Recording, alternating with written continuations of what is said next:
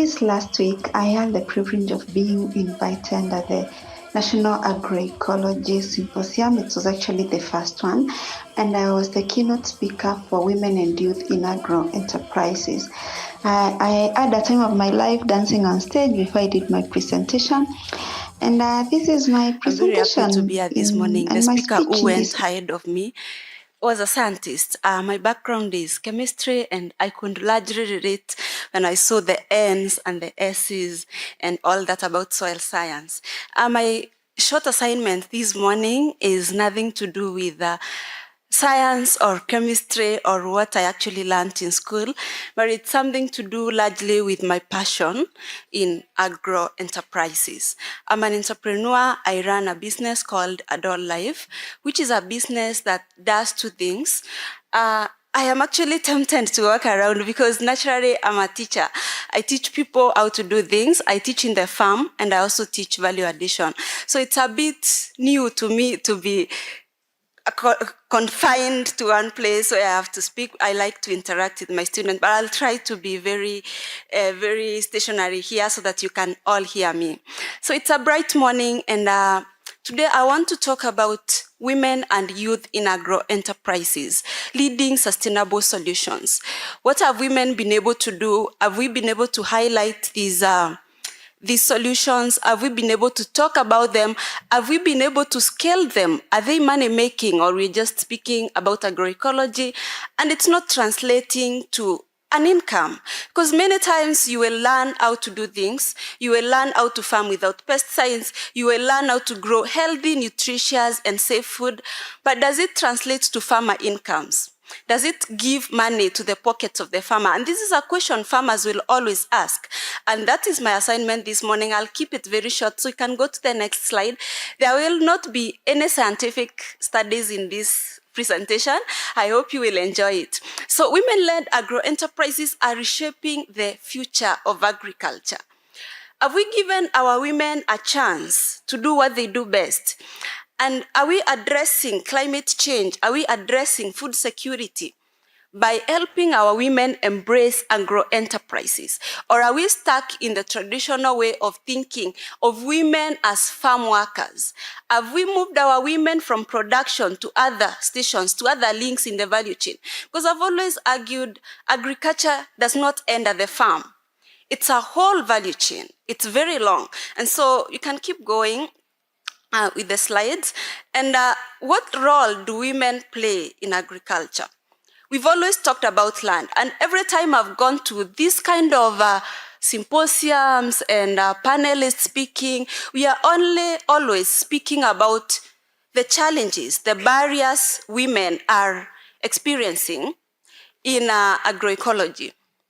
And one of them is always land. And I've always asked myself, are we ever going to move past women not having land to farm, past women not having the power to make decisions in the farm? Are we ever going to move past that and find other solutions? Are our women also thinking about what they can do beyond the fact that we own about 1% of land in Africa, and that's all we can make decisions on? The rest of the land is owned by other parties who have the power to make decisions on them. But then, as I've already said, agriculture does not stop in the farm where you make the decisions. Can we then ask our women to contribute across the entire value chain? Where else can women come in? Can women come in as value addition experts? I think when my bio was read, you under I'm a value addition champion. Actually, my chairman was here before. Did I say I'm a farmer? I'm a Gong organic farmer. So my chairman spoke before me, and I'm honored to be speaking while he's listening. And so I lead the farmers in value addition. I am so passionate about value addition because food waste is a big problem in the country. And women are champions in this space. Women are leading the way. They're the ones you send to chop and dry the vegetables. And they're doing very well. Are we highlighting their stories? Are we talking about their contributions? Are we empowering them to talk about it? food waste is about 40% of all our production. So every time you move around a market, you find a mountain. Have anyone found a mountain, or I just go to the wrong market? Have you found mountains of food? I know you can relate. And so these mountains, when I look at them, what I see is Kenya's land has been wasted. The doctor's just spoken about if you overcultivate, you deplete the land. So every time you see that mountain, it is a representation of land depletion. It is a representation of water wasted. And we are talking about water scarcity. We've already said Kenya is about 60% semi-arid. And so every time you see that mountain, it's telling you the little water we have is not ending in someone's plate or someone's pocket. It's ending in a mountain that's going to waste. And then the climate change experts will come and tell us food waste contributes to 8% of all the emissions. So do we have a solution? And that's why I strongly believe, the first speaker said she strongly believes agroecology is a bold solution to climate change and food security. I strongly believe value addition is a bold solution to climate change and food security. Because I've already demonstrated, if we can stop wasting the 40%, we can save food, we can save money. And research shows that if we can stop the food waste, we can feed 150 million more people. So those are less people going to bed hungry. And so my presentation this morning is not to overemphasize on the barriers that women and youth have, but to talk about the self-imposed barriers that women and youth have put for themselves and not recognize that there is so much more we can do in this space and cause a change. And these internal barriers, I found some of them discussed in a book I love to read called How Women Rise. You can read it at your own time. Women are reluctant to claim their achievement. Women are perfectionists, and even young people. You work so hard, but you do not want to rise up and say, I achieved this, I innovated this. Someone else can use it to advance their enterprise. Someone else can turn it to a business. Someone talked about commercializing some innovation. But when you don't acknowledge your achievement, then you are not able to commercialize it because you're not proud of it. When you are a perfectionist, you wait too long before you can commercialize whatever you're doing. We overvalue expertise. We work so hard in school, we get so good papers, but when we reach the field, we do not want to commercialize. We so much focus on expertise, we do not want to translate it and commercialize it. We spend too much time staying in the comfort zone. Yes, I have solved my problem, I can feed my family, full stop. You do not think beyond solving your own problems. You stay in your comfort zone. Women and youth sometimes avoid politics. We've talked about policies. Unless we know what is in it for us, we will never be included. And I always keep saying and telling policymakers, there is nothing for us without us. Involve us. Call us to those meetings. Call us to public participation. I don't know whether farmers attend public participation. I do. Attend them. Give your voice. Be heard. Do not always prioritize others. Prioritize yourself as a farmer. Speak for yourself. Raise your voice. We can keep moving. Value addition, I've already said, is a food security and climate resilience solution. It is a path to resilience. If we stop wasting our food, and organically and agroecologically farmed food is hard work.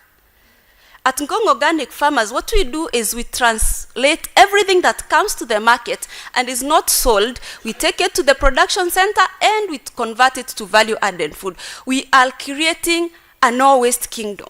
And that's what adult life is about. We train women and youth in urban gardening, and when they do that, we value add what they produce so that they have a zero waste kingdom. Anything that comes to waste, there's composting, and there's also vermiculture. So this, what this does is it increases the household incomes of these farmers. It reduces food waste, which I've already talked about, and improves our soil security. We can keep moving. Now, we must leverage on technology and training to improve the role of women and to also acknowledge and give more power to women to take charge of their enterprises. We've always talked about, oh, women do not own bank accounts. Now, mobile banking has revolutionized that. Everybody can do mobile banking, can do mobile borrowing. We will speak about that in another place. There's then exploring digital markets. My business is purely online. I've run it for 5 years. I've made money out of it, and it can be done. And I always stand up and say it is possible when you believe it is possible. Then we must train and use technology. I use YouTube to train urban gardening and value addition. That's also leveraging on tech as a woman to be heard in the agroecological space. Don't let all the people who have the chemicals be the only ones curating YouTube channels and speaking. We must also be part of the discussion. We must rise up and raise our voices. We must be heard. And that's another use of technology. We must overcome the barrier of overvaluing expertise. Do not spend too much time adding value to just yourself. Network. Leverage on visibility. By the way, no matter how good you are, if nobody knows that you're good, it is just for you. So please, as you become an expert, improve on your visibility, improve on your skilling. Keep moving. We must change the narrative. Let's not look at women as always the people on the victim side of the story. Women are champions, and women are changing the narratives. The front photo of every agriculture journal should not always be a peasant farmer. Women are confident, educated, and change-making agents in this space. So in sustainable agriculture, we must change. And that's the only way actually to encourage our youth, because that's a question I'm always asked. How do we encourage our youth to take up agriculture? It's only by demonstrating that agriculture is viable and profitable. And unless we do that, we will keep the discussion of encouraging youth to come to agriculture. Youth want to see, is it working? Is it a viable career? We must change the narrative. The next slide, please. And this is towards my finalizing of this presentation. Mine is to call all of us in this hall and beyond who are seeing us to action. We must build an inclusive and resilient future together by supporting women. Support policies that have equitable access to resources, training, and capital. Let women be able to access these resources equitably, even with their counterparts. Let's also invest in infrastructure. I don't know whether your government has invested in some value addition centers. Mine has not. We're just doing this in the private sense. But I'm calling to not only the government, but also our partners to invest. While we invest in the farming space, let's also invest in infrastructure for value addition so that we don't waste all the effort we put by the food going to waste. Then we must inspire our future generations through telling success stories. And this is something I'm very, very passionate about, that you can change your life just by practicing agriculture. We need to tell these stories more. We cannot wait for someone to tell these stories on our behalf. We must be the ones rising up and says, this is viable, this can be scaled, this is how it works. And then that way we will be able to bring more youth on board. We can keep moving. In conclusion, these are the only 3 things you need to do. Acknowledge the women's role in agribusiness. Acknowledge your own role in agribusiness. Talk about it. Own it. Believe it. Nobody's going to do that for you. Cheer. Let's invest in women and celebrate their achievements for a sustainable future.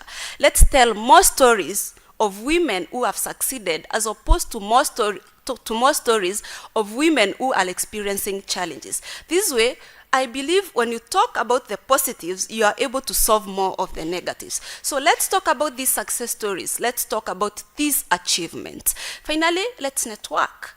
Find someone who is doing something you love. Find out how they did it. I look forward to working with all of us to build a resilient future. Thank you.